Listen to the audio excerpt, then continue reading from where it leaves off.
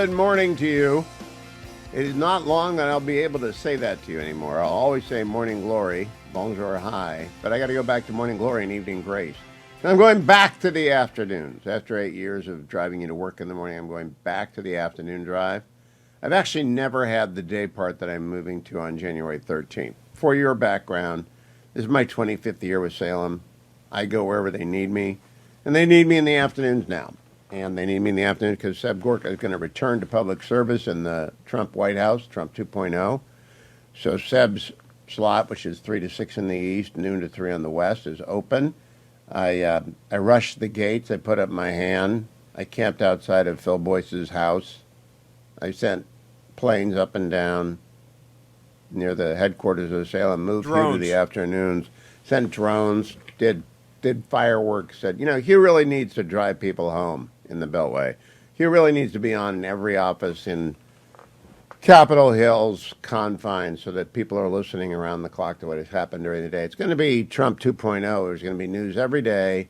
Someone's got to cover it. Someone's got to drive you home from work, and someone's going to be me. Now, if I had a producer, this show would really shine. And so yesterday, people were worried about Dwayne. I don't know why you're worried about Dwayne. Dwayne hadn't come to work in years, and there's a question of whether or not he'll go to work in the afternoons. But there's a better chance of him showing up. Adam, of course, Harley moving along with me. But that starts on January 13th, 21 broadcast days away, but who's counting? And it's not that we don't love you. We do love you. We love getting up with you. We love getting you up. We love getting you going. We love having the news for you every morning.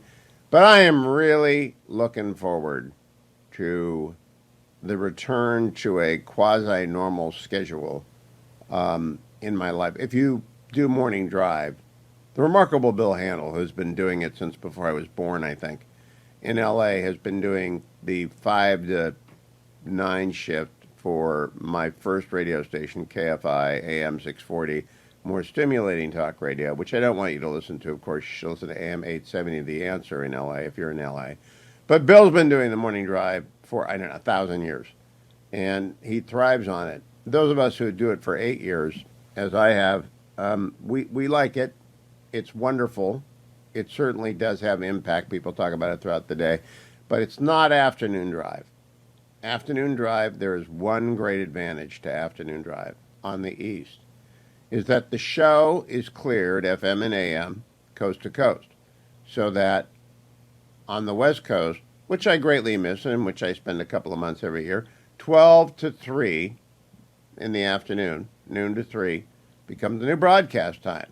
People are out and about in their cars, and I am committed to rebuilding some of the Republican infrastructure out west that has been shattered by my absence. I mean, we have lost seats up and down California since I moved back to the Beltway and to the early morning hours. It's on from 3 to 6 in the morning out there. Not too many voters are around. The people who are around 3 to 6 in the morning are like Dwayne. You really wonder what they're doing out there. Police pull them over all the time now. What are you doing here? And he's usually eating Del Taco and explaining that he's hungry. But we are going to the afternoons, beginning January 13th of next year, and we wish Seb luck in the White House. We wish the president luck in the White House, and we wish Chris DeGaulle, who is going to replace me in the mornings, great deal of luck. Chris is a wonderful, extraordinarily talented talker. Been on the air in Philadelphia for years. He knows the Beltway. He can bring you the news. He's upbeat. He's funny. He's energetic.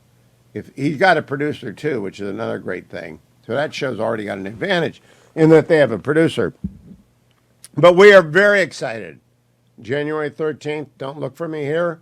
You can always sign up for my YouTube channel. Just go to Hugh Hewitt, YouTube, Google it, click subscribe, and you'll never miss an important interview. Or you can always go to the Highly Concentrated Hugh podcast over at iTunes. If your schedule will not permit it, if you're one of the night owls who lives out there at this time that you're finishing your shift, you're not starting your shift, and you say, doggone it, what am I going to do? Number one, you're going to listen to Chris DeGaulle because he's great. Number two, you're going to get my podcast. And number three, you're going to subscribe to the YouTube channel, and then you'll be fine. Let me go over the news, because there's a lot this morning. Wall Street Journal, Iran suffers blow of historic proportion with Assad's fall. It really is their Afghanistan. You got to understand that they have pumped billions of dollars into Syria over the last 25 years, especially the second half of that during the Civil War. Billions of dollars, lots of military equipment, thousands dead, all trying to keep Assad in power so that they could keep their arms flow going from Iran across Syria into Lebanon into the hands of the Hezbollah, which of course has been decimated by the Israeli Defense Forces. So just now the News Corps is waking up to the fact, my gosh, Iran is on the ropes, or as they like to say in the media these days, on the back foot. Karen Dion, Michael Birnbaum, and Missy Ryan have a piece at the Washington Post that begins, of all the foreign upheavals that the Biden administration has had to confront and manage in recent years, Syria was not on anyone's list of likely crises. That's because they don't have a list at the White House. This gang that cannot shoot straight is surprised by everything.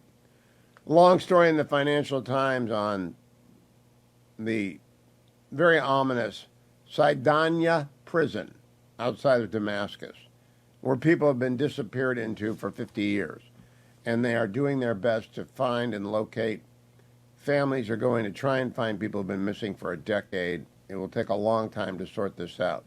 Meanwhile, Israel is just hammering the chemical weapons facilities, the advanced rocketry facilities, all of the strategic weapons that Assad did. They do not want them to fall into the hands of the Islamists. Good for them. Benjamin Netanyahu is taking the stand today in his corruption trial. It is insane to me that they are putting a prime minister on trial in the middle of a seven-front war, but they are. Netanyahu's laughing it off. He'll be fine. Meanwhile, they found Luigi Mangione. He is the killer of the healthcare executive in New York. Clearly, mental illness is at the heart of this.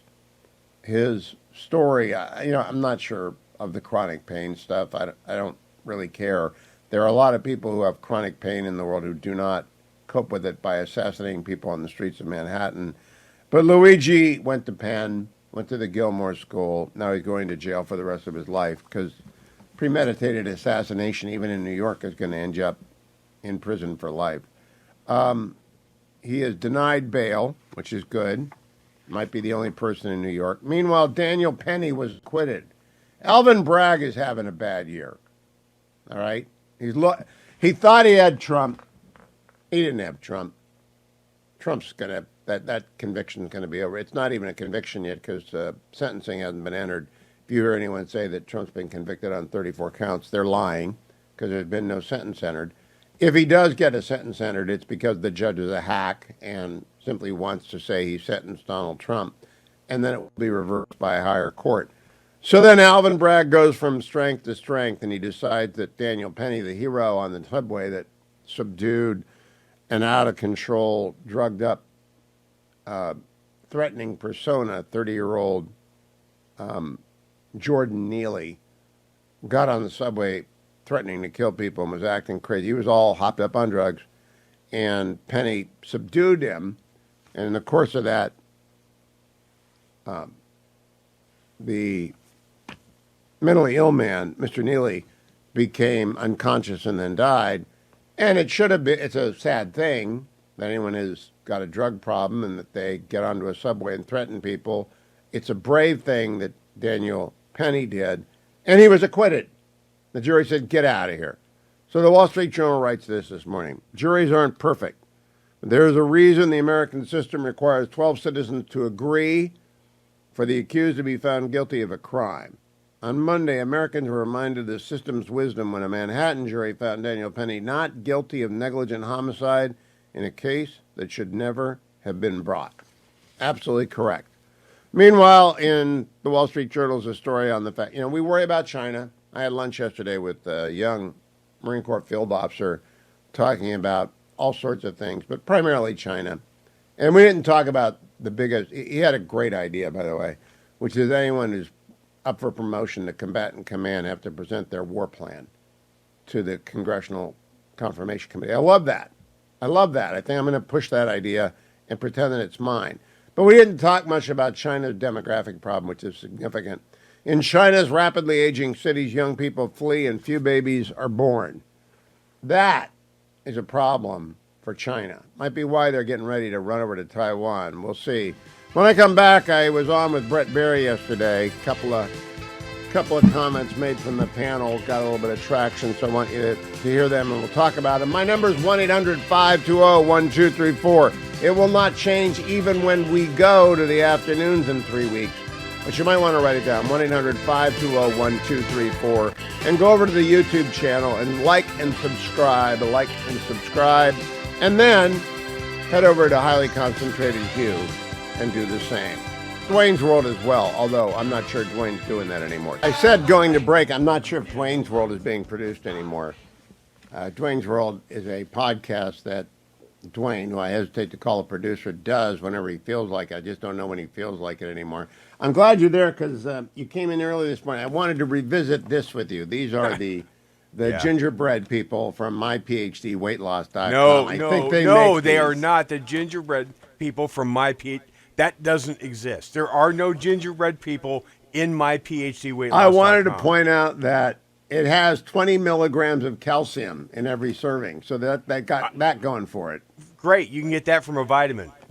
How is it on carbs? I told you yesterday there aren't any carbs in this. Protein, 2 grams of protein for 4 gingerbread people. And how many grams of carbs? What I really wanted to bring up is the fact that there are far fewer of them today than there were yesterday. What have you been doing? What have I been doing? Watching you gain weight is what I've been doing. Well, my PhD weight loss, 864. 644. 1900, that's. 864. 644. 1900. It's really not the Grinch of Christmas, but it's kind of the Grinch of Christmas. What's kind of the Grinch of Christmas? myphdweightloss.com. They don't let you eat gingerbread, man. I don't know what's the point. What's the point of the season? Yeah. Well, there's all sorts of places we can go with that, brother Christian. Yeah, well, I'm just saying Jesus would want me to eat the gingerbread men. Are you saying the three wise men brought gold, frankincense, and gingerbread men? And gingerbread men. Okay. Because this is the key to Christmas for Hugh Hewitt right here. This I green missed box. that part of Matthew 2. It's in there. Go back and read it again. Is Dwayne's World going up, by the way? You still doing that? Yeah, I'm still doing Dwayne's World, yes. Now that you've been in semi-retirement, what are you going to feel about working 5 days a week? Now that I've been in semi-retirement? Yeah. You show up occasionally here at the studio in the morning. I'm just wondering, with the semi-retirement, now you got to come back 5 days a week. This saith the person who was off 2 of the last 3 weeks. That's because I was summoned by Salem to the Caribbean. I just go where I'm sent. Where's my beaker clip? Where's my whole machine? I have a machine that's missing, that it's been missing for 10 years. Anyway, myphdweightloss.com, 864-644-1900. It really does work. When Dwayne got here, he was able to find what I had to say on Special Report last night. Let's play cut number 11, talking about President-elect Trump's interview on NBC Sunday. And Hugh, it's all in the prism that you look through. That soundbite seemed, pretty clear cut, but, he is selecting people that will shake those agencies up. He's a reform-minded president, but in that entire interview, the best part of it was he decided to go to his left a little bit when he mentioned the Dreamers. I was very excited because when President Obama won, he went to his left. When Joe Biden won, he went to his left. Donald Trump is going to his center. I'm very excited about that. Promised deportation, promised a border on day one, but he also said, let's not forget the Dreamers, the people who were born here. I was surprised and pleased. I am surprised and pleased because I've always been mystified by presidents who win and then run to their base. When you win and you move to the center, you have a chance of realigning the country, and Donald Trump's interview on NBC was very moderate. It was Trump in the fuzzy light, Trump being happy, Trump being content. And, of course, Christian didn't know what to do with that, but he did mention, and we got to take care of the Dreamers. That was the news. Cut number 12. More Brett. As the nomination process goes forward, we have a lot of time before we actually get to hearings, Hugh. It does appear on the world stage that things have changed. Yes, I think the Trump effect is real. We saw that in Paris. And I also think Senator Cotton, who's chair of the conference now, has put out a repeated number of tweets today saying every one of the nominees is going to be confirmed. Now, that doesn't mean we're going to get Deputy Secretary Landau in the first week over at State, but it's the kind of expression of confidence I like seeing come from the conference. Yeah. Yeah, and so everything is shaping up. in a great way. Everything is shaping up in a great way. Donald Trump will be inaugurated President of the United States on Monday, January 20th. And Salem Media is going to give you a chance to win a once-in-a-lifetime inauguration experience, VIP experience, trip for two to Washington, D.C., tickets to the inauguration, tickets to an inaugural ball. If you want to participate, to enter, you text Trump, T-R-U-M-P, to 94878. Trump to 94878. And you, too, can attend the inauguration. Let me tell you about something even more important than inauguration. Angel Tree. Thousands of you are stepping up across all the Salem platforms to assist us in our annual campaign to make sure that Christmas doesn't miss a child whose mom or dad is in prison. It's pretty grim. Right? A lot of people going about their holiday shopping. Kids are talking to each other about visiting Santa and what they hope to get. And there are some kids who are a little bit quiet because mom and or dad is in prison and they don't want to talk about what they don't think they're going to get. Maybe they want a mitt. Maybe they want a robot. Maybe they want Barbie. I don't know. Kids are kids. They want all sorts of crazy things. But they should get one or two of them. And your donation of $30 makes that possible for one more child on the list. The list is the list of every child who has a mom or dad in jail or prison. And they're connected up with Prison Fellowship, the ministry that Charles Colson began so many decades ago, active and thriving, and Angel Tree really works. Give a listen to Angie, who was once in prison herself. I was just forever grateful. I just had a sense of acceptance and love from the Angel Tree ladies that came. The program is just amazing. Just the way they made me and my kids feel. The program was just such a huge blessing to all of us for several years. Giving hope, showing love and kindness. Angel Tree is such a good program, just how much they do for our children and loved ones. All you have to do is go to the banner at hughhewitt.com. You cannot miss it. If you're old school and you want to call in a donation, 888-206-2794. 888-206-2794.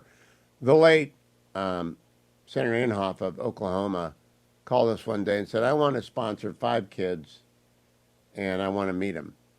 That's when Angel Tree was doing a summer camp. And I'm never not aware that people of all faith traditions are listening. And you don't have to be a Christian to contribute to this. Just realize that you are able to make a connection between a prisoner and their child.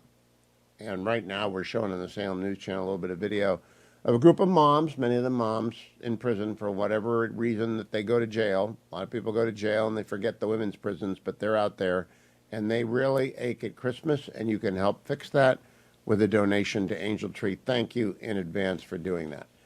Let me now tell you about the markets yesterday, brought to you by American Federal. 1-800-221-7694. 1-800-221-7694. Markets had a down day yesterday, except Microsoft. I don't know why Microsoft went up. But the Dow was down 0.5%. The S&P was down 0.61%. And the NASDAQ was off 0.62%. Gold, however, shot up to $2,696 an ounce. $2,696 an ounce. If you bought it 6 months ago, you're the happiest person in the world. Where will it be in 6 months? I don't know. All I know is that over the past 100 years, gold more than kept pace with inflation, which is why a lot of people have some gold in their portfolio, in their wealth, in their safety deposit box. It's why if you're given a Christmas present and you can afford it, and you got a grandson or a granddaughter and you don't want them to go out and blow it on a video game, give them an American Eagle. Then their parents can take it back from the day after Christmas if they haven't lost it by then and put it in the safety deposit box for when they're in college, and it will still go all that way. They'll remember you fondly for giving them a piece of gold, shades of Treasure Island. But Nick Rovich and his team are the people to buy gold from, and if you're in a position where you want to sell gold, you also want to do that with Nick Rovich and his team at AmericanFederal.com. MFed Coin and Bullion have been in the business for 40-plus years. Nick Rovich is such a pro. Talked to Nick last week. I can't wait to be able to tell people in the afternoons from coast to coast. All right, so that's the great thing about moving to afternoon drive on the East Coast. You get to do the news of the day, the news that broke during the day, but you also get to tell the whole country about your sponsors. Not 2/3 of the country, Mountain and Central and Eastern time, but also the Pacific, where, at 3 o'clock in the morning and only Dwayne and Adam and Harley are awake. You get to hear about it. 1-800-221-7694. Call up Nick Grovich and get in there. Now let me go over and bring you a little bit of a couple of the clips that I found overnight that I thought you would be interested in. The president was at the White House Kennedy Center dinner 2 nights ago, and we didn't clip it all, but we wanted to save one for you. Cut number 5. But Jill has been dealing with women's equality for women's health research. And she just got back from Abu Dhabi and all through Africa and ended up, although she did go spend a little time in Sicily because just a day or so to meet her great-great-grandmother's parents. She made fun of me going back on the Irish, Pat, but I tell you what, I don't screw around. When she gets her Irish, when she gets her Italian up, I don't mess with her. So, Dr. Jill Biden wanted to go meet her great-great-grandmother's parents. They are really they're long-lived, those people. Let's hear the president again. Cut number 5. But Jill has been dealing with women's equality for women's health research. And she just got back from Abu Dhabi and all through Africa and ended up, although she did go spend a little time in Sicily because just a day or so to meet her great-great-grandmother's parents. She made fun of me going back on the Irish. Great-grandmother's parents. The president has got to make it to January 20th, and we're praying that he does. In the meantime, the Trump effect is actually helping the country. John Podesta, longtime Obama aide, longtime Biden advisor, he went to the UN Climate Change COP29. I know you probably missed it. Not many people pay attention to this anymore. But John Podesta did. Cut number 7. It is clear that the next administration will try to take a U-turn and reverse much of this progress. And of course, I'm keenly aware of the disappointment that the United States has at times caused the parties of the climate regime who have lived through a pattern of strong, engaged, effective U.S. leadership, followed by sudden disengagement after a U.S. presidential election. And I know that this disappointment is more difficult to tolerate as the dangers we face grow ever more catastrophic. But that is the reality. In January, we're going to inaugurate a president whose relationship to climate change is captured by the words hoax and fossil fuels. He's vowed to dismantle our environmental safeguards and once again withdraw the United States from the Paris Agreement. That is what he is. Yes, he has. Thank goodness. Paris Agreement is nonsense, idiotic. You have to drill, baby, drill. We need fossil fuels. Third world needs to develop. We need to develop. We need to grow. Carbon capture is real. Doug Burgum will come on the show at some point and explain what carbon capture is and how it works in North Dakota. No reason not to. Not going to destroy the planet. We will adapt if there is a measurable increase in the size of the oceans. I'm not Greta Thunberg. I'm not here to tell you that we're all going to drown in raging seas. I don't think climate change is going to materially affect the material number of people in the world. But it's real. I'm not denying that. We're not climate deniers. I'm not saying it's a hoax. I'm saying that you adapt, and people will adapt. And for this sort of sackcloth and ashes approach is embarrassing for the United States. But I like John. I've done a couple of panels with him over the years. It's the public confession of responsibility for China's emissions that makes me crazy. The world's greatest polluter of the dirtiest fossil fuels is China. They don't care. They keep going. We cleaned up our act a long time ago. And the whole world, you know what he didn't say? The whole world needs to move to SMRs, small modular reactors. That's what we need to do. Unless you say that, you're not serious. You can sign every accord you want. You can make every promise you want. But unless and until you say we're going to move to small modular reactors and we're going to do so today, You're not serious about climate change. Go away. Scott Jennings on a CNN panel last night. Cut number 10. If you're on the American left tonight, here's my chart. The good guys today, Daniel Penny. The bad guys, Luigi Mangione. It seems to me. How do you? Everybody what's on the the left, chart for victims? I'm just telling you what I see out in the world. I know. I What just want you to finish the today. chart. What the victim? Which Stop victim is good and with which Audra. Why is she interrupting?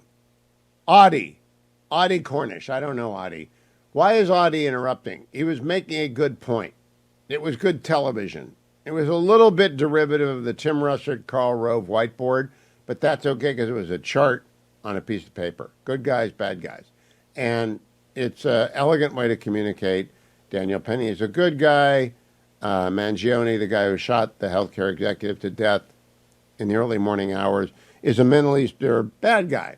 Not that hard. Why did she shut him down? I don't know. Pete Hegseth on with Hannity last night. Cut number 1. I mean, in addition to personal witnesses and all of that, it was fully investigated at the time years ago, and I was completely cleared. And that's why, Sean, you know what I look forward to? I look forward to the FBI background check. I look forward to the actual under oath conversations with senators as we go through the process, because, again, this is what the left does, Sean. It's the anatomy of a smear.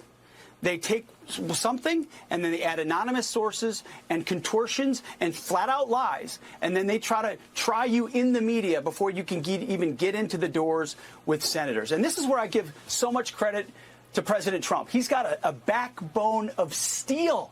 He never backs down. He called me and said, Pete, you keep fighting. And when he picked me, he said, Pete, it's because I know you can do this. You're going to have to be tough as hell.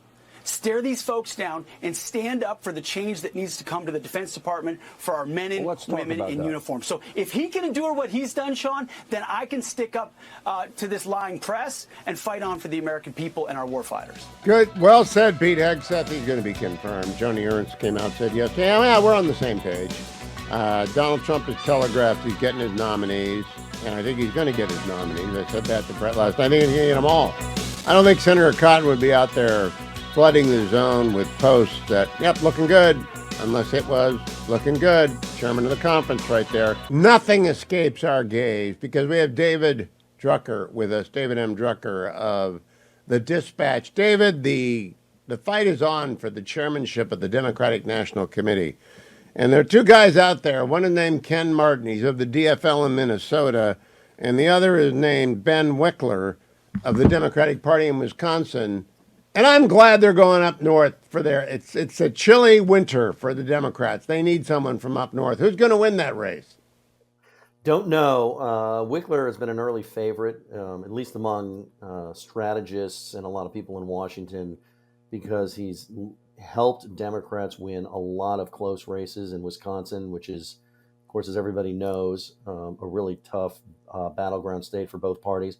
He's also just been a really good party builder and operator. And what you want, whether as RNC chairman or DNC chairman, is somebody who isn't a political leader who goes on TV all the time, but somebody who puts the party in a position to help its nominees and elected officials win elections. Wickler's really good at that. Yeah, I'm really rooting for Ken Martin now, because Ken's from the Minnesota Democratic Farm Labor Party, and they just gave us Tim Walz, so I don't know how we could go wrong with Ken Martin. Well, I don't know if you can blame Ken for. I don't know if you can. Yeah. I don't know if you can blame Ken for that. I mean, that was a decision the vice president made to elevate him. Walz was actually, rather popular until he landed on the national ticket. So we'll see. The Democrats are working through a lot of issues. You can't come out of the box calling people weird, and then. What, the Muppet shotgun guy? There were so many different terms. That... You can, but then you better be able to carry it all the way through. Yeah, not fumble the ball. All right, I want to read to you from the Washington Post this morning. Karen DeYoung, Michael Birnbaum, and Missy Ryan. First paragraph. Of all the foreign upheavals that the Biden administration has had to confront and manage in recent years, Syria was not on anyone's list of likely crises. Now, I'm not surprised that Team Biden is surprised, but I'm surprised that the Post is surprised. I mean, I'm not surprised that there's a crisis in Syria. There's been a crisis in Syria since 10/7, since Syria's involved in the Iran jihad axis. Look, I don't know if the articles, the way that was written, is correct or not. I mean, I would suspect actually that senior members of Biden's foreign policy team were well aware of what was going on in Syria. Whether or not President Biden, is in a position to handle it properly is another matter. But look, I think a lot of this has to do not just with what Israel has been doing to preserve its national security in the wake of October 7th, but the fact that Syria's patron, Russia and Vladimir Putin, are bogged down in Ukraine and distracted and don't have the resources or the time or the attention to backstop Bashar al-Assad. And one of the reasons he's been able to survive this long is not just the Iranian regime, but Putin and Russia. And they're getting driven out of town. In fact, as we speak, Israel is bombing all the chemical factories, and the Israeli Navy just went and sunk the Assad Navy. Not the Russian Navy, but the Syrian Navy's at the bottom of the sea now, because Israel decided maybe we don't want jihadis to get a hold of these weapons of war, so they're out busy destroying them. Good on them. In terms of Donald Trump, I got asked by Brett Baer last night about the Trump effect.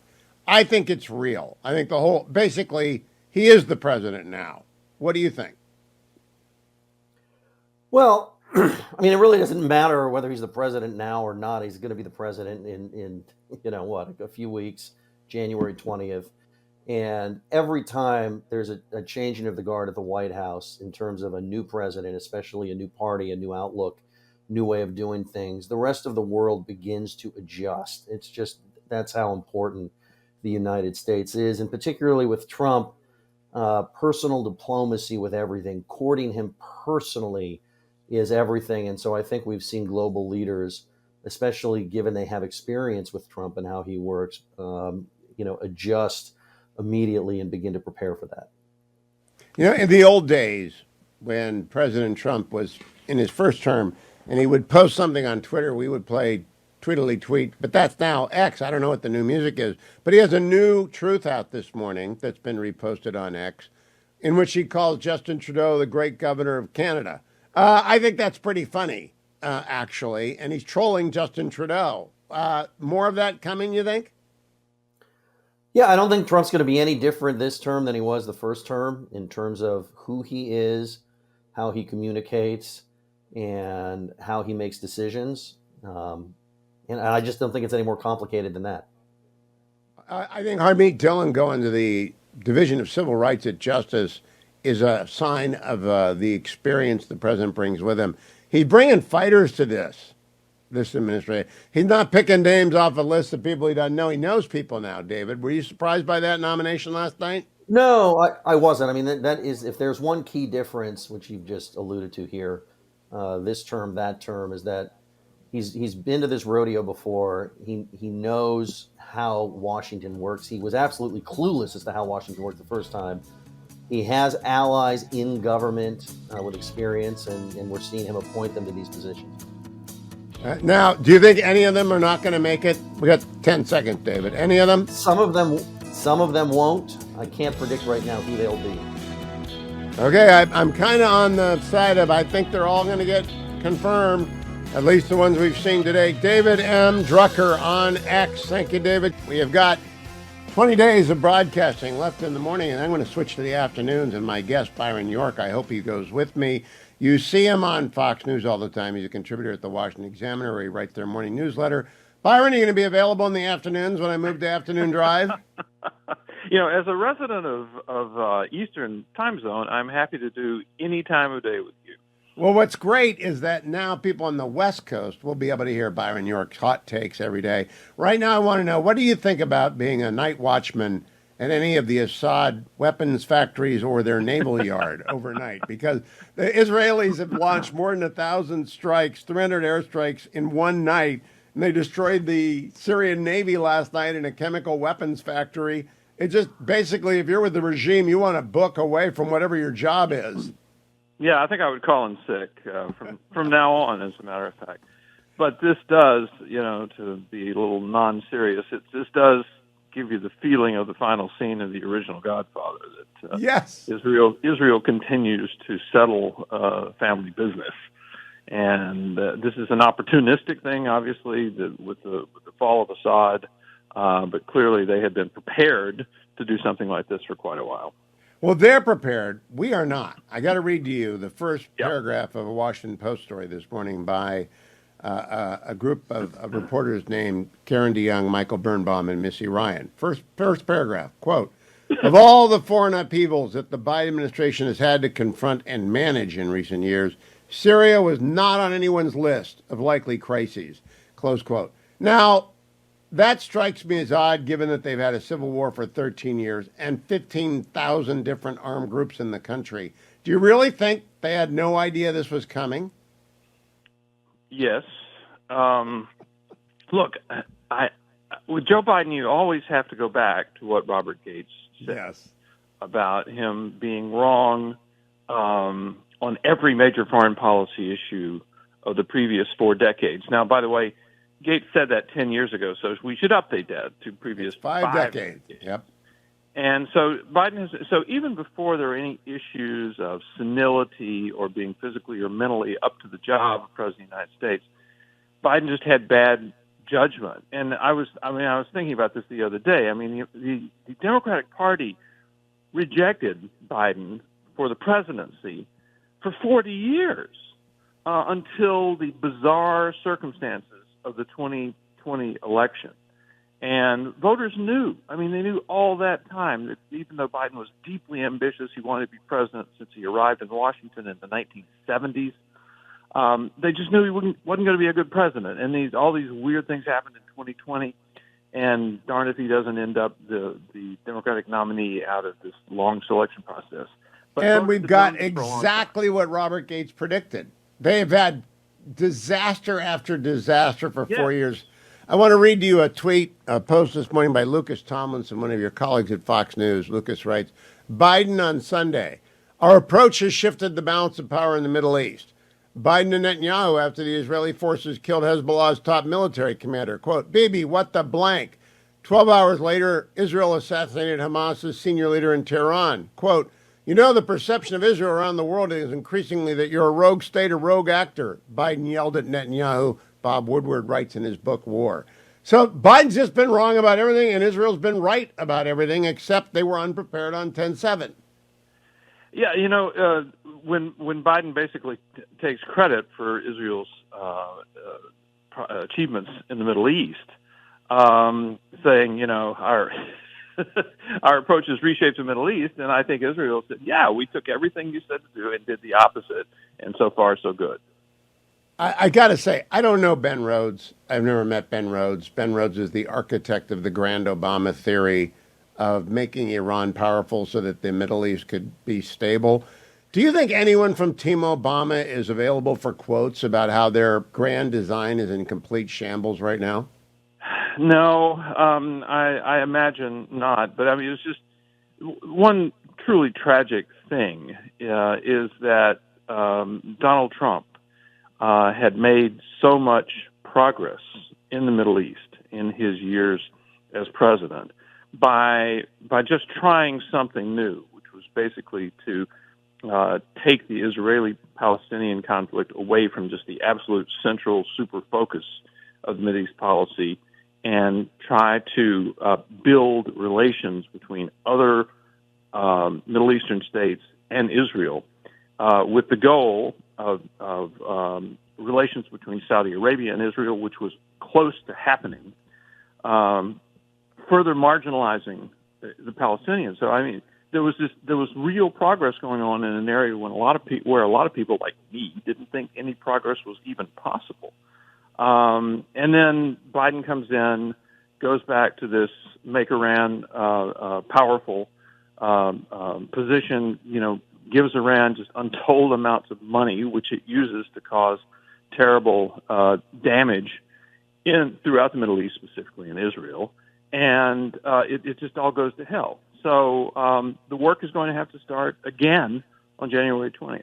No, I am confident that the people that they are bringing, Marco Rubio, a Sec State, Christopher Landau, who was our ambassador to Mexico, is going to be the Deputy Secretary of State. In fact, they announced a couple of other appointments yesterday that I love. Harmeet Dillon is going to take over the office of the Division of Civil Rights at Justice. which is the hammer on all of the colleges that are tolerating anti-Semitism. And then Mark Paoletta is going back to OMB with Russ Vought, and they're going to go back to doing what they did before, which is employing OIRA, the Office of Information and Regulatory Affairs, to just completely eviscerate the regulatory state. I like these second-tier appointments. They're not getting a lot of attention, but they're all killers. Yeah, I want to emphasize what David Drucker said before, which is the huge factor here is that Trump has been president before. He has experienced this before, and he has screwed up before, and he is running a vastly better transition this time around. So much so that when you have a failing Joe Biden, I think there are a lot of Republicans, probably a lot of independents who would like to see Trump become president earlier than January 20th, but it's in the Constitution, can't do it. But he is running doing a vastly better job of staffing his administration as he goes into it than he did in 2016, 2017. I agree. Yesterday on the Commentary podcast, John Podhoretz opened by saying, you know, Lloyd Austin and the rest of the cabinet ought to send the 25th Amendment letter because it doesn't look like the president is really competent. Do you agree with that assessment? Well, I think this is a terrible situation. It was 42 days yesterday, so 41 days now, just slightly under 6 weeks that Joe Biden is still president. We've seen a foreign policy crisis come out of nowhere. Who could have expected it? Just in the last few days, there could be many other terrible things. The Biden administration, to the degree that it's doing anything, seems to be set upon Trump-proofing Biden's policies, that is, tying the new president's hands before he gets into office, which is not a particularly constructive thing to do. So it's a terrible situation. And by the way, I went back. There's been a lot of conversation in the past about moving up Inauguration Day again. You know, until 1933, Inauguration Day was March the 4th, which is a very long transition period. And then in 1933, amid the emergency of the Great Depression, it was moved to January 20th. It's in the 20th Amendment. So to move it up earlier would require another constitutional amendment, and not sure that's entirely necessary. But clearly, Trump seems to be ready to assume the presidency about now, and Biden certainly seems ready to leave right now. President Macron of France and King or Prince William of England certainly treated him like the head of state when he was in Paris. They did. And it's not going to change. He is, in effect, he's speaking for the United States when he speaks now. Byron, in terms of all the appointees that have been put forward, I think now, based on the Cotton series of posts yesterday, they're all going to get confirmed. What do you think? Yeah, I kind of agree with that. As when Senator Cotton came out and said that, I thought that was I paid a lot of attention to that. Clearly, Pete Hegseth turned a corner last week. I would say a week ago today, on Tuesday, he was not looking good. And I believe on Wednesday he did the Megyn Kelly podcast, began to fight back himself. I think he realized that if his nomination was going to be saved, he needed to do it himself. And he has. So I think, even though Joni Ernst is still speaking a little cryptically, I think that one's going to be okay. Byron, I wanted to ask you about J.D. Vance's trip to North Carolina. It seems to me that Trump has what Biden did not have for 4 years, which is a reliable backup quarterback. I mean, you can send J.D. Vance to North Carolina, to the mountains, and he connects and he makes sense and he delivers a coherent speech. He doesn't cackle. He doesn't laugh. He tells a joke when he needs to. What do you make of the Vance effect in this transition? Yeah, well, first of all, kudos to Vance and to the Trump team for sending Vance to North Carolina, to putting a spotlight on the continuing suffering in North Carolina as a result of these storms. I can't even remember how long it's been, but it's been way too long for people to be living in tents in the snow as they are. So kudos to them for recognizing this problem. And clearly, when Trump chose Vance, and I think in the end it came down to Doug Burgum versus Vance, which was really kind of a generational choice and just a sort of two different worldviews.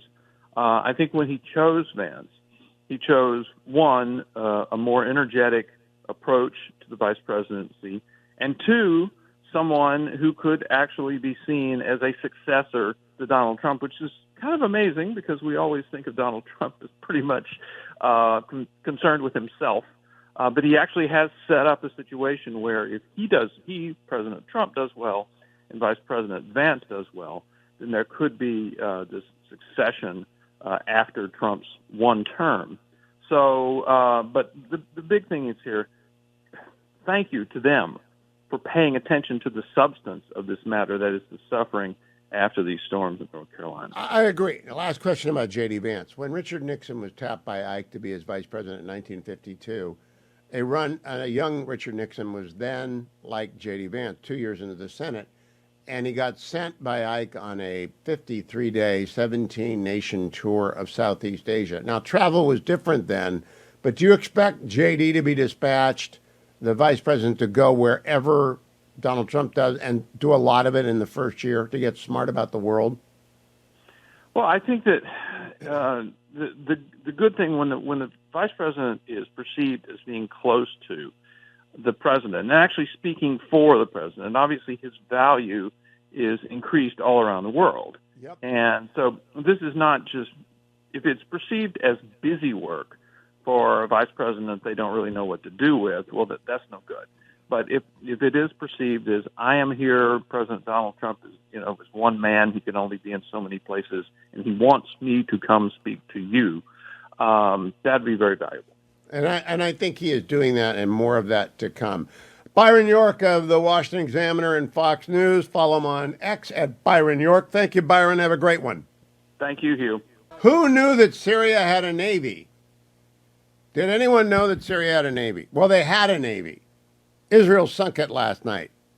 6 OSA-2 class missile boats, bottom of the Mediterranean. After Israel's methodically, as David Drucker said, or maybe Byron York said, going about the end of The Godfather Part 1, where they're settling scores, and they're really settling scores this morning. They're not actually settling scores. They're making sure that jihadis do not get control of advanced weapons or weapons of mass destruction good on them. Let me remind everyone, if you want to come to the inauguration and you don't know how to do it, you can at least enter our contest. Salem Media is giving away a Trump inauguration VIP experience. You text the word Trump, T-R-U-M-P, to 94878. Trump to 94878. Trip for two to Washington, D.C. Tickets to the inauguration, tickets to inaugural ball. Trump to 94878. While I'm doing pitches, let me remind you that Angel Tree is also in the field right now, collecting from children their wish list, then talking to mom or dad. They say, what do you want? You want to get the football, the basketball? You want to get them the weight lift? What do you want? And then the children get a note from mom or dad along with a present that you have paid for. It costs $30 to bring Christmas to one child from one prisoner. They also get a children's Bible. They get connected to Angel Tree, which is more important than all of this. It's great to hear from mom or dad on Christmas morning and to feel that love from far away. But it's also important to be involved in a ministry that will help them through the difficult years when their parent or parents are in prison. All you have to do is head over to HughHewitt.com, find the banner there, or text Hewitt to 717-767. The Congress is coming back. They are here. They have to do a continuing resolution by December 20th. That means you need to go to pharmawindfall.com right now, because Conservatives for Lower Health Care Costs is a sponsor of our show. Conservatives for Lower Health Care Costs is aware that Big Pharma is trying to cripple the pharmacy benefit managers by, quote, delinking. It's a Big Pharma scheme to get them $32 billion worth of payments. Pharmawindfall.com spells it all out. We do not like Big Pharma. We love what they produce. We love what they invent. All of us rely upon the pharmaceutical industry, but they make a lot of money because they have a patent on their drugs for 7 to 9 years. I can't remember what it is exactly. and they have a monopoly on that drug for 7. They do not need a handout. They do not need a windfall. It's what happens when you're a big company. You eventually get around to hiring a bunch of people in Washington to lobby for you. Never been not now a lobbyist, never registered as a lobbyist, don't lobby. But there's good money in it. It certainly beats working. And those people have to think up things to do. So the big pharma group got together probably for drinks at the grill and at the Capitol Grill and said, you know what? Let's go get $32 billion from Congress. They'll give it to us. The Democrats are leaving. They won't mind. They got to do a CR. Let's stick that in there. Go to pharmawindfall.com and get involved with stopping that today. All right. Now, let me tell you, I'm going to have on the show a little bit later Daniel Hitchin. And Daniel has a brand new book out called Sacred Seasons, perfect Christmas book. But that's a book that's very different from Kevin Roberts' book called Dawn's Early Light. Dawn's Early Light is a brand new book that is out there now from the president of the Heritage Foundation. Dawn's Early Light is about how to take out the deep state, how to drain the swamp effectively, and finally, how to collapse and combine the government agencies that have grown out of control. Kevin Roberts' Dawn's Early Light from the president of the Heritage Foundation charts a path for the American people to follow. And it's clearly going to be on the desk of most everyone in the Trump administration, not Project 2025. This is Kevin's book, Dawn's Early Light. Not Trump's book, it's Kevin's book. But it's an argument about what you do to get the country back on track after four disastrous years of Joe Biden and Kamala Harris. And everybody else, team appeasement around Biden. Dawn's Early Light is in bookstores now. It's available at Amazon, at Barnes & Noble. All you have to do is go and say, let me know how it could be. How could freedom ring again? I urge everyone listening, get a copy of this important book, Dawn's Early Light. Get 2. Give 1 to one of your friends. Morgan Ortegas with Polaris National Security joins me. Good morning, Morgan. How are you? Hey, I'm great. How are you? Good morning. I am very good. Morgan, I don't know if you know that we announced yesterday that the Hugh Hewitt show will be moving to the afternoons, 3 to 6 in the East Coast time in the Beltway, so that in the future, when you are asked to guest host, if you're available, you don't have to get up at Dawn's Early Light. You get to come in at 3 o'clock. How good is news is that? I like that, although I feel like with a 4-year-old, I'm up at Dawn's Early Light anyway, but now I can listen in instead of having to be coherent. Yeah, that's true. Now, Morgan, let's talk a little bit about the national security team that President Trump is assembling. Yesterday or 2 days ago, Chris Landau was named to be the Deputy Secretary of State. Marco Rubio, of course, Secretary of State. You were the spokesperson for Mike Pompeo in the department for years. What do you make of the Rubio-Landau team? Well, listen, I mean, Rubio has been on foreign relations for a long time. Landau, I know because he was our ambassador. We work closely together. Really strong, smart pick. Rubio just has an incredibly long record on Senate foreign relations. He understands the world. He also, understands a part of the world that I think has been largely ignored by the Biden administration, and that's right here, of course, at home, Mexico, Latin America.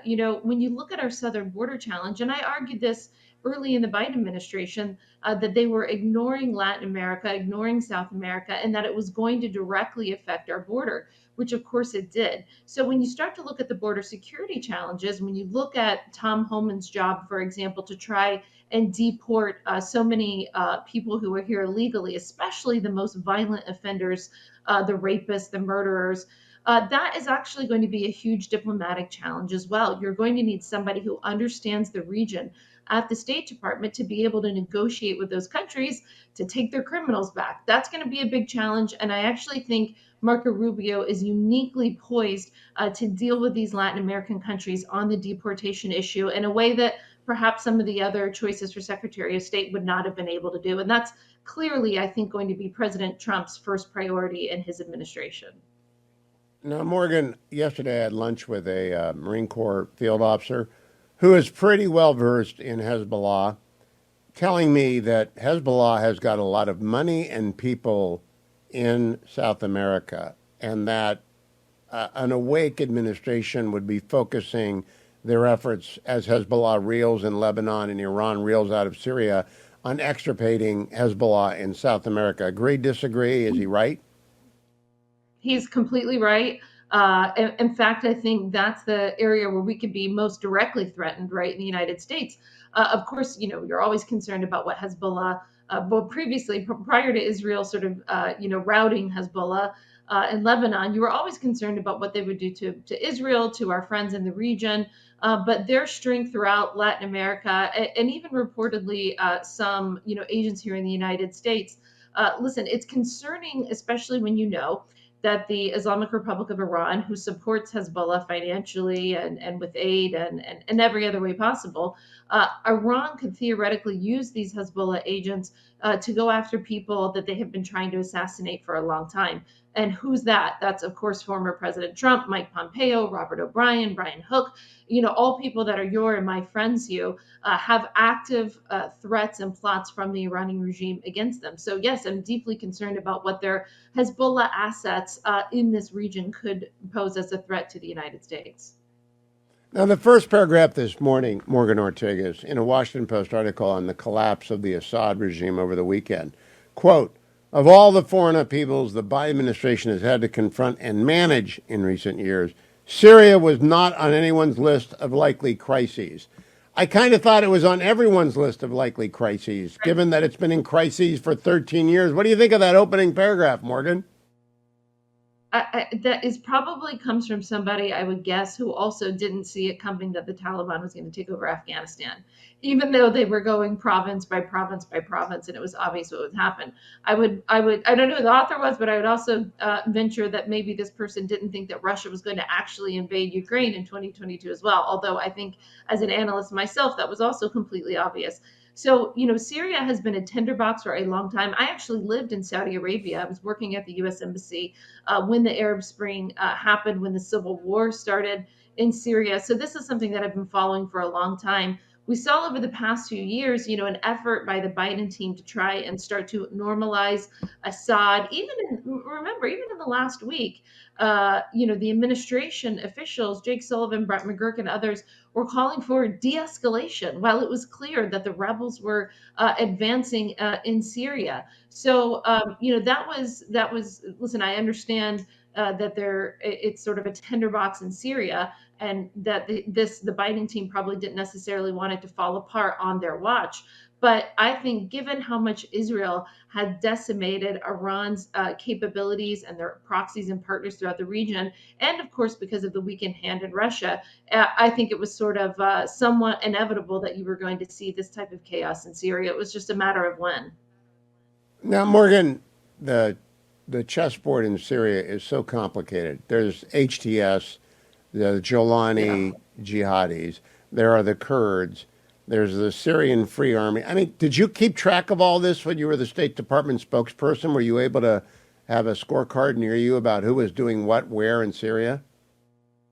Well, I'm an intelligence officer in the U.S. Navy Reserve, and I started in the IC, probably back in 2008. So I have been following Sunni and Shia terror militia groups for, almost 20 years. So instead of watching football games, and instead of getting into sports, I know you're really into sports, Hugh, I probably sit around and watch these terror groups and what they're doing and keep my scorecards that way. Well, what do you think is going to play out in Syria? Overnight, the Israelis sank the Syrian Navy. I didn't even know that they had a Navy in Syria. They're also hitting scores and scores of chemical weapons factories and rocket facilities. Israel is really taking out the trash when it comes. You don't want to be a night watchman at an Assad family business right now. What do you think happens there?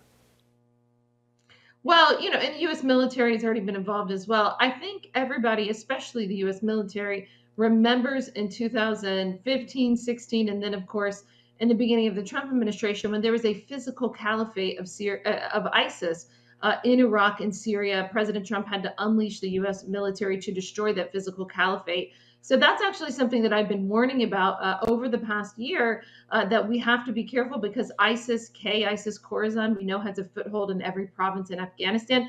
Listen, ISIS has the capability to stop Taylor Swift concerts in Europe. So the last thing that we need to see is a physical caliphate back up and running by ISIS in Syria again. So, I would say once again, Israel is attacking and going after terror groups that would eventually threaten the United States. They have been the tip of the spear for us in the Middle East since October 7th. And thankfully, Bibi Netanyahu has largely ignored everything that the Biden administration has told him to do. I mean, listen, there would still not be an incursion into Rafah if Bibi had listened to Biden. So listen, as it relates to what's going to happen in Syria, I really look to the Gulf Arabs, to our allies there. So you know that Russia and Iran's hands have been weakened there. The Qataris are the only Gulf Arab state that have direct talks with the rebels. They've had a pre-existing relationship with HTS. I think the Saudis are very cognizant of the realities, of the new realities on the ground in Syria. The UAE was on an effort to somewhat normalize Assad, which I guess from their perspective made sense. They were like, listen, there had been a civil war since 2011. Assad was still in power. It's time to engage with them diplomatically. So you've got a few different, positions. There's the ongoing, what I like to call sibling rivalry between a lot of the Gulf Arab states. And so I think that you'll see a strong engagement from them, because also it's not in their interest for ISIS to reconstitute as well. Let's go back, Morgan. I want to remind people that from 2009, when President Obama was sworn in, to when he left in 2017, the State Department, the Department of Defense, the National Security Council was run by an ideology of obtuseness. We will ignore the nature of the Iranian regime. We will somehow reform the nature of the Iranian regime. We'll give them a lot of money. We'll enter into the JCPOA. We will turn our great disregard on Israel. Do you think we're still seeing the consequences of the Obama turn away from American realism?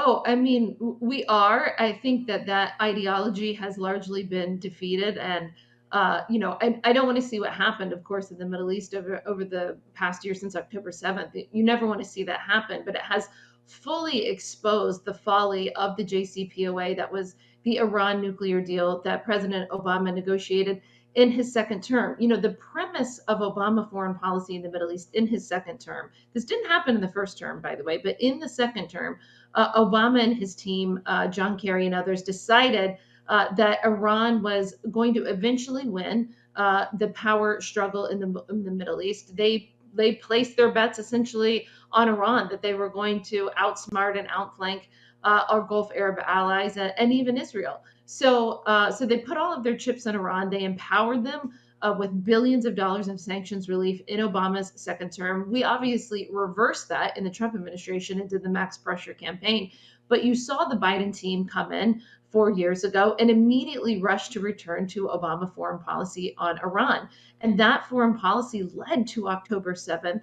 And it's only been because of the tenacity of Israel and Bibi Netanyahu to destroy Iran's capabilities and terror proxy networks. Listen, if you're an ally of Iran and Russia in the Middle East right now, you have to be rethinking. As many of us have said, Iran is always willing to fight until the last Arab, right? And so we saw, and this even happened in the Trump administration in Iraq, for example, the PMF, whenever Shia militia forces backed by Iran in Iraq were targeting U.S. military and diplomatic facilities, we would attack those targets. And then the Biden administration has done that as well. And what we all learned is Iran doesn't care how many proxy forces they lose. They don't ultimately even care about Hamas. Like, when did they come to the aid of Hamas? They haven't really. They've even watched Hezbollah be destroyed. So they're left with the Houthis in Yemen. They're left with the PMF in Iraq and their own forces, of course, in Iran. But what happened after the second time that Iran hit Israel with ballistic missiles?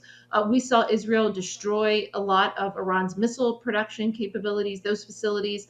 We saw them destroy a lot of their air defense capabilities as well. So Iran is severely weakened at home and abroad through their terror proxies. Now is the time to put the foot on the gas, right? I think the United States should be going after the Houthis. The Houthis just last Sunday, a week and a half ago, went after U.S. military ships in the Red Sea. Again, directly targeting U.S. military ships. I can tell you, there's no way in hell that's going to be tolerated under a second Trump administration. I hope you are right. From your lips to Donald Trump's ears, I hope. Morgan Ortega. It's always good to talk to you from Polaris National Security. Follow Morgan on X at Morgan Ortega. I have a question. Does anyone really like office Christmas parties? Does anyone genuinely look forward to them. Yesterday, I went to lunch with my Marine Corps officer buddy who's in town down at Quantico, and he drove up for lunch.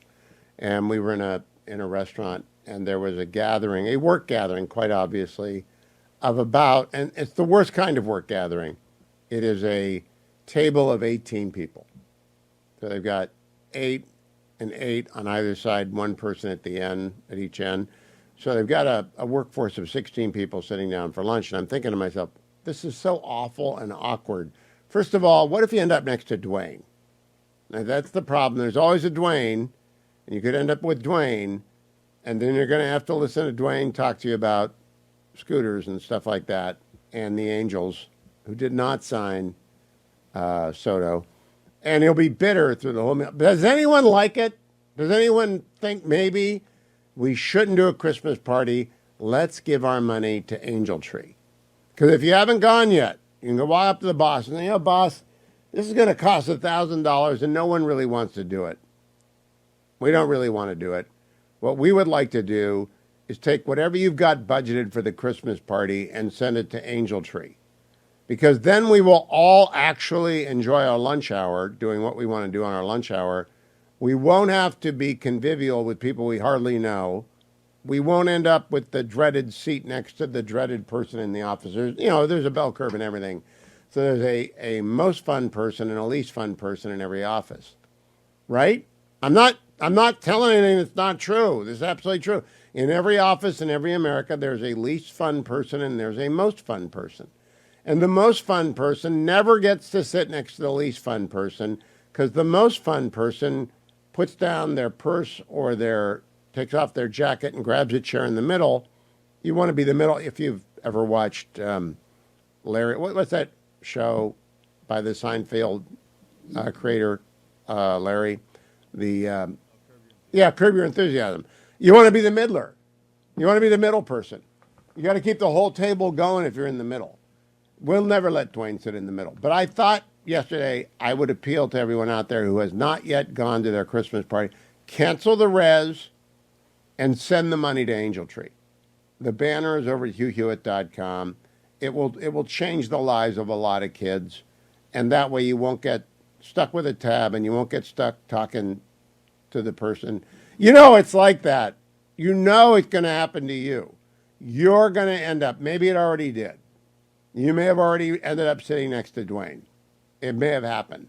I'm sorry. But if you listen to me right now, go to the bottom and say, I was listening to Hewitt this morning, and he persuaded me that what we really ought to do is save all that money.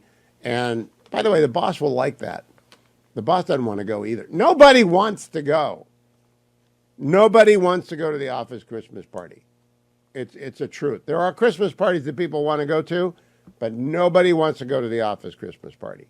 Believe me when I tell you, nobody wants to do it. So what you're saying is donate to Angel Tree in Dwayne's name is what you're saying. I am. I'm saying think of Dwayne and give to Angel Tree, because you don't want to sit next to Dwayne at the Christmas party.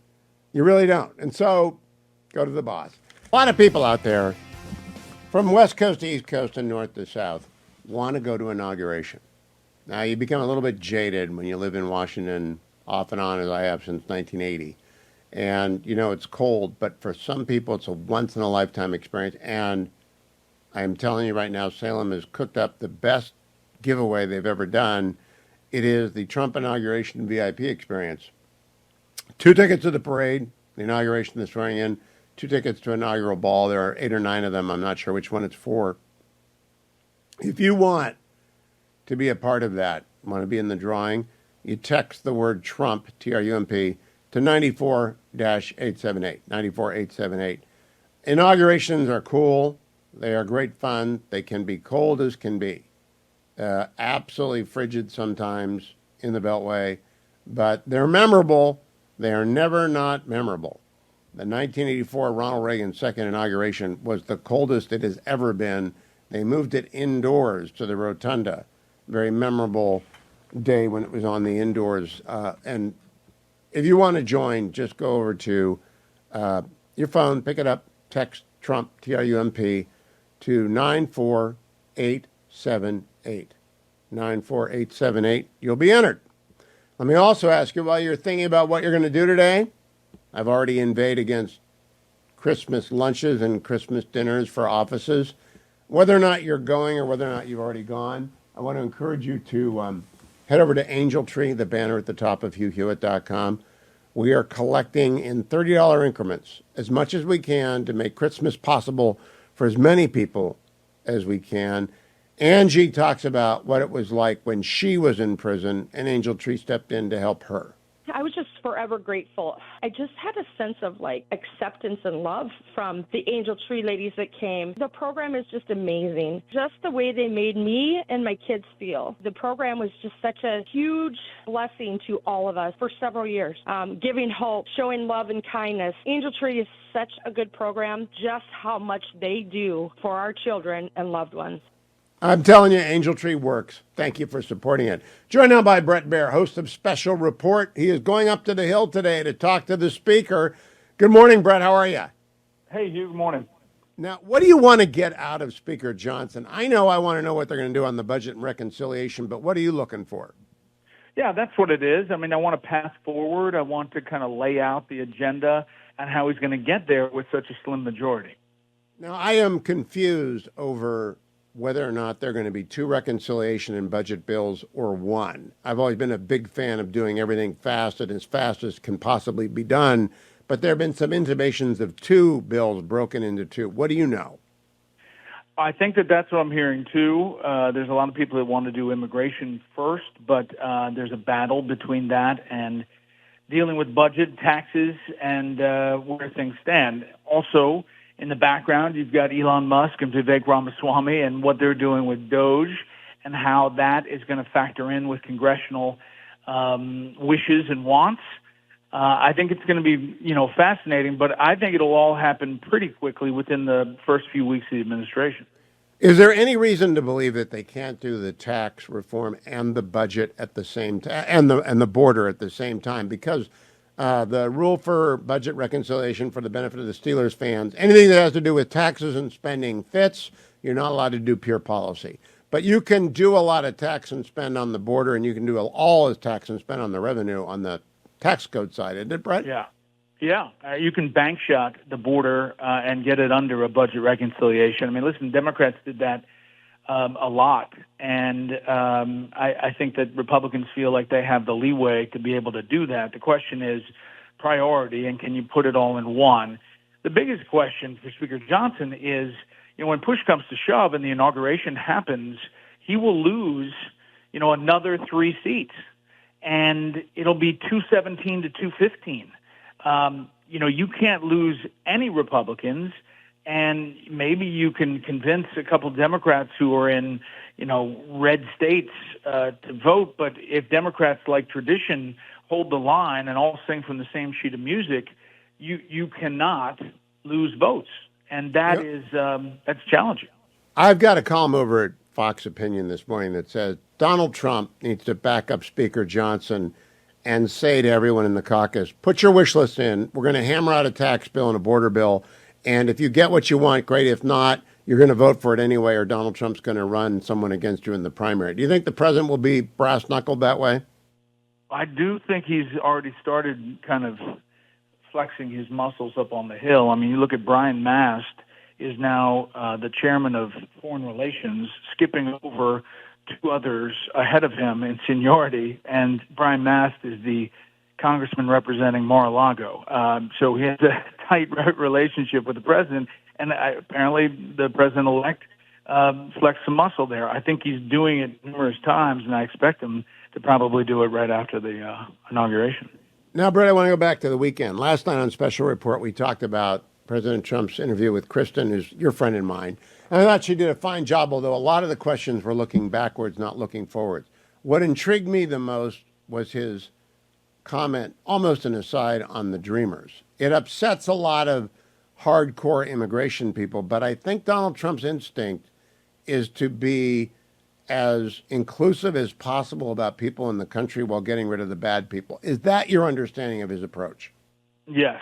And, having talked to numerous people, including the president-elect, I think that this whole thing about going after criminals, terrorist gangs, is going to be the main focus at the beginning, and they're going to see how it develops. But it's not going to be this ominous kicking in doors on grandma. And I think that the reason he chose Kirsten is that he wanted to make that message to the center left, to say there'll be reasonable actions here, and the whole retribution thing. He says his retribution will be success. Now, that said, he said he should maybe jail all the people on the January 6th committee. I think that's hyperbole, but I think that his message was more moderate in trying to get started. I made a point last night, I'm not sure I made it well, that President Obama won big in 2008. When he took office in 2009, they lurched left. They did Obamacare. Joe Biden won big in 2020, or at least with a significant electoral college lead. And the first thing he did was go left into reconciliation, budget expansion. It would be nice if someone went to the center. I mean, politically, it would be nice if someone decided to build out a coalition. You think Donald Trump thinks that way? I think he does. I mean, listen, I think that his focus, his demeanor is different, don't you think, from 2016 to 2024? I think his demeanor is different. He's not as much under fire. I mean, obviously his critics are always firing at him, but not like it was in the Russia Gate lead up after the inauguration in 2016. I think he feels like he has some running room with the mandate, the popular vote. And I do think that he's thinking about legacy and how that shapes up and what that looks like in the early part of the term, I think will tell us a lot. Last question. J.D. Vance went down to North Carolina last week to speak on behalf of President-elect Trump to the people of North Carolina about getting FEMA to ease up on their rules against mobile homes and floodplains. Pretty easy decision to make. And I thought there's a glimpse of what J.D. Vance is going to be doing for the next 4 years, going wherever Trump cannot or will not go and he's going to be much more visible than Kamala Harris was. Do you agree with my prediction on that?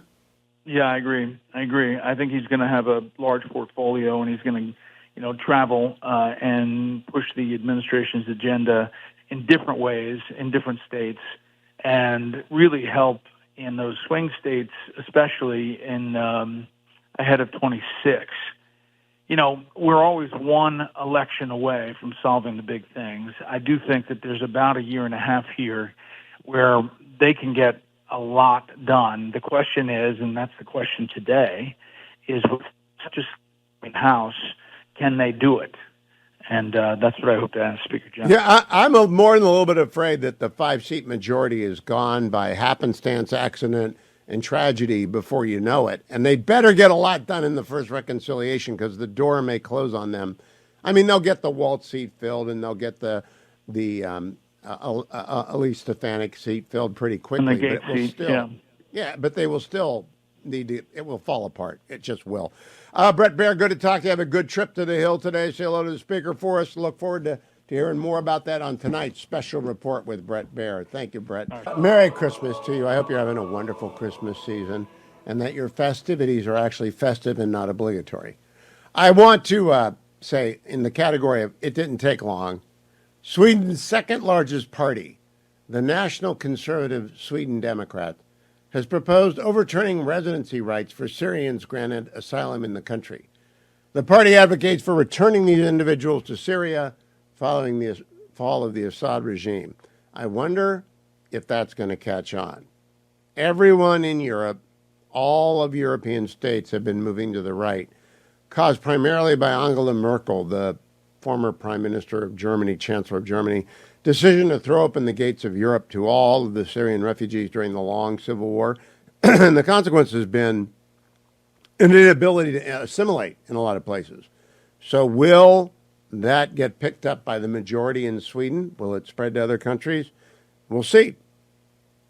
Temporary residency status is not permanent residency status, as a lot of people are going to find out in the United States over the next year as Donald Trump arrives. Joined now by United States Senator Tom Cotton from Arkansas. Good morning, Senator. Merry Christmas to you. Best wishes of the season. Good morning to you, Hugh. Merry Christmas to you and to all of your listeners. Now, I've got a real dilemma on my hands here. Tennessee is going to play at the Shoe against Ohio State on December 21st. Turns out that Arkansas actually beat Tennessee on October 5th. So I'm curious, how good can Tennessee be? And are you rooting for the Buckeyes in that game? Well, Hugh, since you framed it like that, I think Tennessee is probably good enough not to lose to their barely 500 arch rival at home. All right, let me ask you about important stuff. First of all, I quoted you last night on Special Report because I followed a series of tweets or posts that you put out on X during the day. You seem very confident that President-elect Trump's nominees are going to be confirmed. I do, Hugh, and I think no one should be surprised that a Republican Senate will likely confirm a Republican president-elect's nominees. If you look back to the Clinton transition, so the fall of 1992, there have been 5 presidents-elect. They have nominated 72 cabinet secretaries. And of all those 72 cabinet secretaries, only 2 of them have ever gotten a single no vote by a senator of the president-elect's party. Only 2. Oh. So the idea that it is routine or customary or expected that a Republican Senate is going to have a single no vote, much less enough no votes to kill any of President Trump's nominee, is silly and ahistorical. Now, that's not to say that we're just going to rubber stamp it, just like you should expect a Republican Senate to confirm a Republican president-elect's nominees. Those nominees also expect to meet with senators, go through their confirmation hearing.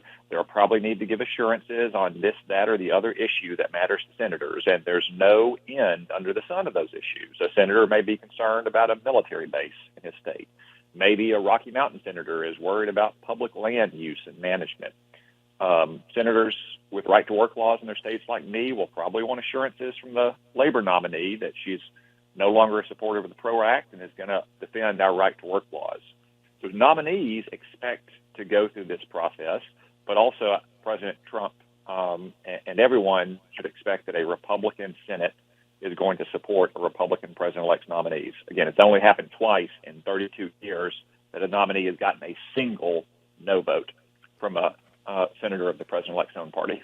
Now, because you're on armed services and intel, you're going to deal with at least 2 of the most controversial. You'll vote on them all, but you will be having hearings for Pete Hegseth and Tulsi Gabbard, as well as John Radcliffe. I actually think all 3 will be confirmed fairly easily if Pete is as good on a hearing basis as he is on television. What about Tulsi Gabbard? That's sort of the opposition to her sort of evaporated.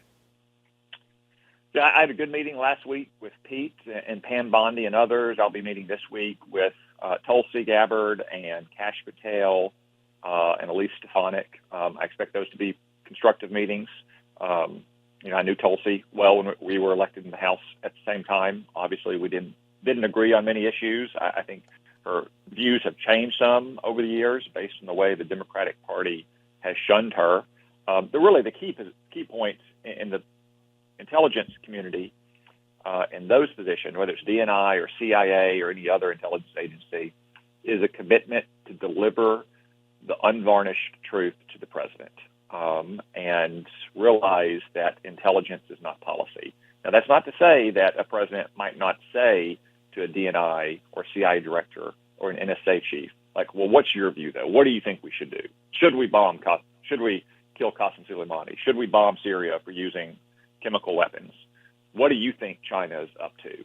And it's fine for the heads of those agencies to say, well, in my personal opinion, in my long experience as a congresswoman or a congressman or the DNI or what have you, this is what I view. But to be clear, this is what the intelligence takes us to and no further. Now, if I were on the helping team, if I were doing the murder board for any of these nominees, I would give them a copy of 7 Things You Can't Say About China, which is Senator Cotton's brand new book, 7 Things You Can't Say About China. And I would read that, I would mark it up, and I would bring it with me. What is the first thing you can't say about China that they ought to know, Senator? China is an evil empire. Just like Ronald Reagan called Soviet Russia an evil empire, Communist China is an evil empire. It's not a normal nation. It doesn't have understandable, reconcilable, splittable differences and grievances. It is an evil empire that has killed and persecuted over 100 million of its own people, starting with Mao, probably the worst mass murderer in human history, worse than Stalin, worse than Hitler. And there was never any point at which communist Chinese leaders repudiated Mao or interred him. On the contrary, they put his face up in Tiananmen Square, and his body is still there in the mausoleum, the exact opposite of what Soviet Russia did with Stalin. And you have to appreciate that communist China is an evil empire to deal with it from a position of strength and confidence and power. We dealt with Soviet Russia once Ronald Reagan made everyone realize that. You have to realize that about communist China as well, and that's the first case I make in 7 Things You Can't Say About China. Well, now, you know that we've got to say 7 things you can't say about China 7 times if Frank Luntz's rule is not to be violated. So I will repeat 7 things you can't say about China. I got, in anticipation of this interview today, a Wall Street Journal story this morning. In China's rapidly aging cities, young people flee and few babies are born. I think this is an effort to make us not worry about China, but in fact, it ought to make us worry about China more, because if you're facing demographic doom, you tend to overreach, not underreach. Yeah, and really, Hugh, the whole point of 7 Things You Can't Say About China is that there is a massive new China lobby in this country, from Wall Street to Washington to the corporate boardroom to professional sports to universities to our news media, that is deeply invested and indebted in China, and they try to silence this kind of debate. Remember the story of Daryl Morey, the general manager of the Houston Rockets, and what happened when he merely retweeted an image about standing with Hong Kong during their protests for freedom and autonomy. Consider what happens on college campuses when you have marches in solidarity with the Uyghur people, religious and ethnic minorities in northwest China who are facing a genocide, and Chinese nationals who are there on student visas are spying on them and threatening their kids. This is the whole point of the book. There are certain things that almost anyone faces reprisal, threats, job loss, cancellation, if they say about China. I am fortunately in an office created by Mr. James Madison, specifically designed to insulate senators from shifting transient opinions or foreign influence. And I'm grateful that the people of Arkansas put me there, because many people may not be able to say these things about China, but I can, and I will. No, I have not seen the book yet, but I want to know if among the 7 things you can't say about China, the title of the book, the 7 things you can't say about China, is anything about their espionage in the United States. I talked yesterday with Andrew McCarthy and Charles C.W. Cook about this, because when Kash Patel gets to the FBI, I don't want him to shut down counterintelligence, because there are tens of thousands of Chinese spies in the United States. Do you talk about that in 7 things you can't say about China? I do, Hugh. In fact, the 4th and the 5th thing you can't say about China is that China has infiltrated our government and China has infiltrated our society. Some of it is traditional, classic espionage, the Ministry of State Security running spies against our government. Much of it, though, is what you might call corporate or industrial espionage, of paying off people who are working in high-tech companies or working in critical industries like agriculture, infiltrating college campuses and high-tech laboratories. It happens in every single state. It's happened in Arkansas as well. China runs massive espionage networks that has infiltrated not just the federal government, but state and local government as well, and corporate America and our academic universities. And it is high time that we cut it off. Well, I hope Kash Patel reads 7 things you can't say about China. What is going to be your question to him about his reform of the Bureau, Senator? Because both Charles and Andrew don't think the Bureau does counterintelligence very well. My experience was that they did do it very well, but that was in the 80s. I have no firsthand knowledge now. What do you think? Should it stay in the Bureau? Well, regrettably, counterintelligence is a necessary function of our federal government, because countries like China are running spies all over America. Remember when Donald Trump shut down the Houston consulate and called it the den of spies. What happened? You immediately saw massive plumes of black smoke coming out of the consulate. I don't think they were just burning the trash, Hugh. They were burning all the documents that contained all of their agents and sources' names. So someone has to do counterintelligence. The FBI, unfortunately, has not been fully on the up and up over the last 10 years. I mean, senior counterintelligence agents like Peter Strzok and his lover, Lisa Page, were sending messages back and forth about how they were going to stop Donald Trump. Andrew McCabe was not much better. Of course, most of the frontline agents that do the counterintelligence work out across the country on college campuses working with corporate America are loyal, patriotic Americans. I bet a lot of those people voted for Donald Trump. But what we need to hear from Kash Patel is his plan to reform these critical functions that the FBI performs to move out the bad apples, most of which, frankly, I think are in senior leadership or at the headquarters in Washington, D.C., without disrupting and, in fact, improving the quality of the work that the frontline agents are doing. Well, last question for this week. I will come back to 7 things you can't say about China next week, Senator. Is that I learned, and I was somewhat shocked, that China is building a port in Peru. I knew they were doing it in Namibia. Does 7 things you can't say about China talk about Belt and Road? It does, Hugh. Yeah, the third thing you can't say about China is that China is waging an economic world war against us, and it has been for decades. And one of the things it does is its neo-mercantilist, neo-imperialist foreign policy of using the Belt and Road Initiative to underwrite massive projects which leave nations in debt to China, often allow them to overtake the infrastructure that can be used not just for economic but strategic reasons without even giving them much of the benefits. You know, local businesses don't benefit from it. Local workers don't get employed because China exports entirely the goods and labor that are needed in these projects. Go out and get 7 things you can't say about China. Come back next week. We'll keep talking about it. Senator Cotton, always good to talk to you. Thank you for joining me. You know the show, The Marvelous Mrs. Maisel? Well, I actually have The Marvelous Mrs. Hitchin. She is the booking agent for the Hugh Hewitt Show, and she is the author of many wonderful books, including this brand new book, Sacred Seasons, a family guide to center your year around Jesus. She also has many other books at Catechesis Books. Hello, Danielle. How are you? Hey, Hugh. Great to talk to you. I'm doing well today. How are you? I am good. Thank you for joining me this morning. I'm going to keep the picture on you since my camera's having trouble in my studio here. I opened up Sacred Seasons, your new book, and I found Jen's Hot Buttered Rum. Now, I thought this was a Christian book, and the first thing I find is Jen's Hot Buttered Rum, and so I'm just a little bit curious about what the Hitchin family celebrates and how they celebrate. Well, hot buttered rum is definitely a seasonal Christmas treat for us. Christmas is a season of celebration, so it's definitely a time to imbibe a little bit. If that's your thing, do it in moderation, obviously. But you can also just have a hot buttered if you don't want to add the alcohol. It's delicious. It's made with ice cream and cinnamon and butter, and you melt it in hot water, and it's one of the best treats there is. All right. Now, you also have, I want people to know, Christmas cornflake wreath. I'm not going to make that either. There's a whole bunch of work involved in this book, Danielle. What are people's reaction? There's just a lot of work here. Yeah, so the book has been out for about a year, and I continue to hear from individuals and families that this book has really reshaped the way that they think about their time and discipling their children. I mean, Sacred Seasons is about following the church calendar. It's not just a recipe book, and it's really about how we can disciple our time and become increasingly focused on the life of Christ and the ways that he is at work in his people and in his church, which is just, I mean, it's just such a wonderful way to disciple your family and yourself.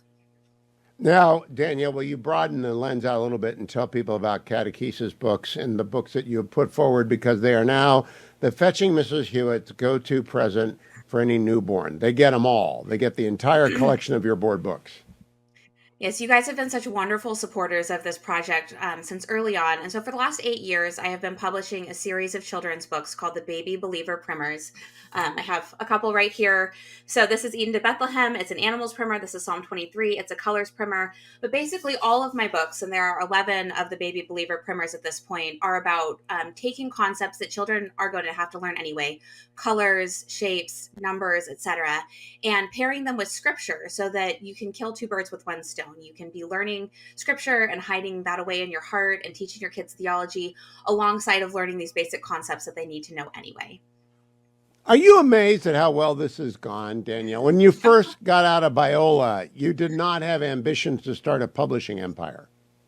No, I really didn't. And I am just stunned at the ways that God has opened doors and used my work to help families disciple their little ones in the faith over the last, I guess it's been about 8 years now. And it's been a wonderful way to disciple my own children. I'm now reading these books with my 8-month-old, and it's delightful to see how he's enjoying them and anticipating the pictures and the scriptures becoming familiar to him. It's almost like a calming ritual for him every night. And it's just been fantastic to see the way that the Lord has been at work in these books over the last 8 years. Now, I do want to focus on Sacred Seasons, which is the most recent one, a family guide to center your year around Jesus. How did you come up with this idea? What's in this book? And it's a great gift book, by the way. It's a fabulous gift book, available at Amazon and at catechesisbooks.com. That's right. So Harvest House, my publisher, actually approached me about doing this book initially. And I said, well, let me think about if I have, thoughts on a book on this, because it was something that I was doing with my own family in terms of following the church calendar, but not something that I had seriously considered writing about in any serious way. And I sat down to write the proposal, and the ideas just came flooding out of me. I was like, oh my gosh, this is a thing I'm really truly passionate about. And the more I started writing it, the more I realized like the history that's involved in the ways that the church calendar was put together, the ways that it helps us understand the ways that the earliest Christians worshiped, and then how these various rituals and traditions developed over time, and the ways that they were used to disciple Christians over the last 2,000 years, just really struck me as a beautiful legacy and a way that we can participate in what the body of Christ has been doing, how the body of Christ has been worshiping over the last 2,000 years. And I love that it helps us instead of orienting our time around something like the academic calendar or the election cycles or the sports seasons, we can really think about Jesus's life from his birth to how he grew up to his ministry. And then of course his death and resurrection, and the ways that the Spirit has gone forth in the church. And the church year walks us through that cycle every single year. And, even though I have read these scriptures and participated in these traditions, I mean, I don't know how many cycles at this point, more than a decade. There's something new for me every year in doing this, and there's something you know what's new for me? Year doing it. What's that? I'm very excited about soft pretzels in Lent. I did not know that you got to have soft pretzels in Lent. When did that happen? I like this. That is a very old tradition. I want to say that originated probably in 400 or 500 AD. So definitely go for the soft pretzels of Lent. Oh, Sacred Seasons by Danielle Hitchen. Head over to Catechesis Books to get all the board books. But you can find Sacred Seasons at Amazon.com. It's a perfect Christmas present for someone in your life who's a believer. Thank you. Danielle Hitchen, thank you, my friend, as always.